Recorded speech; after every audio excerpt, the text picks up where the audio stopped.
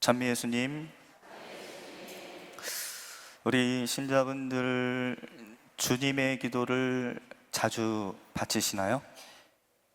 보통 어느 때 바치시죠? 주님의 기도? 저는 묵주기도 할 때 성모성 사이 아마 호수공원을 돌 때 가장 많이 바치고 있지 않을까. 또 전례적으로 보면 우리는 미사 전이나 후에 어떤 전례 시간을 조절하거나 우리 신자분들이 좀 이렇게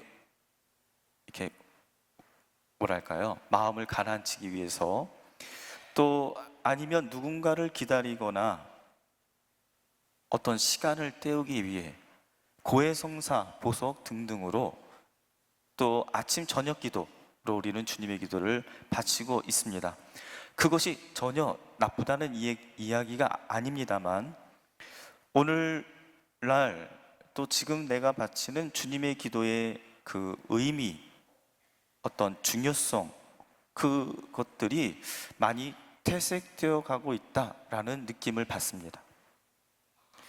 주님의 기도는 예수님을 따르는 모든 자녀에게 주신 기도입니다만, 오늘 복음 말씀을 보면 요한의 제자들이 기도를 가르쳐 준 것처럼 저희에게도 기도를 가르쳐 주십시오라고 예수님의 제자가 청합니다. 이는 곧 첫 번째 주님의 기도의 대상자는 예수님을 따랐던 12제자였음을 알 수 있습니다.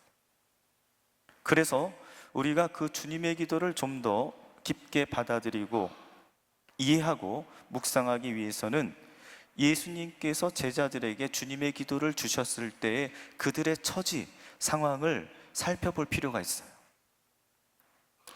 예수님의 삶은 정처 없는 나그네와 같은 그런 삶이었습니다. 예수님이 뭐라고 말씀하셨냐면, 여우도 굴이 있고 하늘의 새들도 보금자리가 있지만 사람의 아들은 머리를 기댈 곳조차 없다. 이 말씀은 예수님이 오늘 머무실 곳을 알고 계셨다는 겁니까? 모르셨다는 겁니까? 몰랐던 거예요. 오늘 어디에 머물러야 하고 어떤 음식을 먹을 수 있을지 모르셨던 거예요. 그분은 늘 길 위에 계셨습니다. 그리고 그 여정에 12사도들도 동참했습니다. 그분의 제자들이 그분을 따른다는 그 말은 글자 그대로 이스라엘 전역을 떠돈다는 이야기였어요. 그들은 아침에 일어나면 그날 저녁을 어디에서 무엇을 먹을지, 어디에 묵을지 알지 못하는 처지였습니다. 그런 그들이 하루하루 살아가기 위해서는 뭐가 필요하죠? 돈?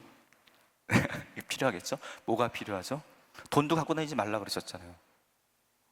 전대 돈을 갖고 다니지 말아라. 속옷도 2벌 이상 갖고 다니지 말아라.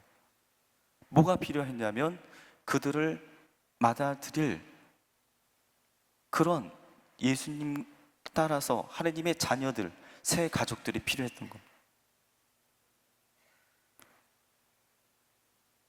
그 대표적인 인물이 누구였냐면 저번 주에 등장했던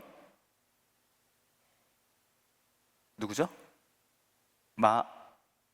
마르타, 마리아. 그들은 예수님을 자기 집에 초대했던 것이죠. 그리고 또 성경에 보면 파스카 만찬을 앞두고 예수님과 제자들에게 잘 준비된 2층 방을 내어준 이름 모를 어떤 주인. 그들은 예수님이 12제자처럼 매일 예수님과 함께 떠돌아다니지는 않았지만 자신의 삶의 자리에 머무르면서 예수님을 따르던, 추종했던 제자들 중에 한 명이었습니다. 아마 이들은 그 다음날 아침 일찍 길을 떠나는 예수님의 손에 우리 할머니들이 저에게 모찌떡, 사탕을 쥐어주셨듯이 뭐라도 정말 빵 한 조각이라도 주어주고 싶은 그런 마음으로 그들을 매일 떠나버렸을 겁니다. 이처럼 매일매일 전국을 떠돌아야 다녀야 하는 예수님과 제자들에게 일용할 양식에 대한 하느님의 나라가 오시기를 청하는 그 마음이 얼마나 간절하고 절실했었겠습니다.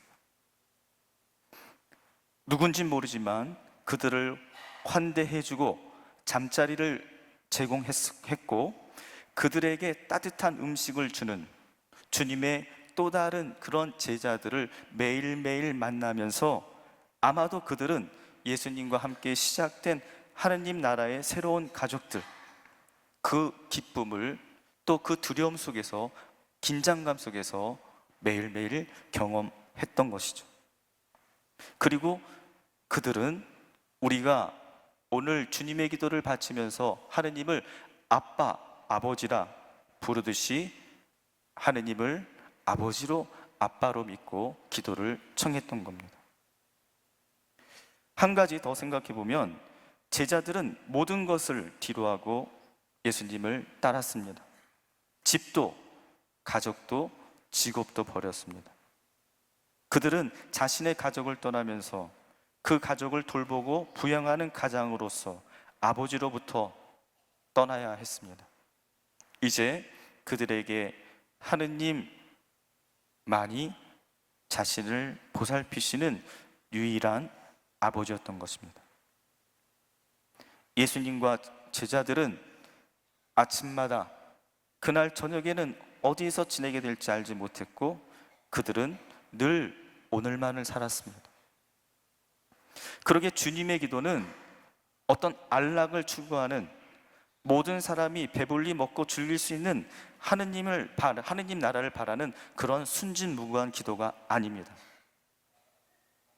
이 기도야말로 우리 자신도 예수님의 제자로서 모든 것을 버리고 하느님을 아빠, 아버지로 믿고 바라며 하느님 나라를 위해서 서로 도와가겠다는, 새 가족으로서 그들을 돕겠다는, 나도 그렇게 살겠다는 다짐이고 청혼입니다. 우리는 예수님을 통해 구원을 약속받았습니다. 주님의 자녀가 되었습니다. 새로운 주님의 가족으로 태어났습니다. 이러한 주님의 공동체의 한 사람으로서 우리는 서로 돕고 있는가? 또 예수님과 함께 시작된 하느님의 나라의 선포를 위해 얼마나 봉사하고 있는가?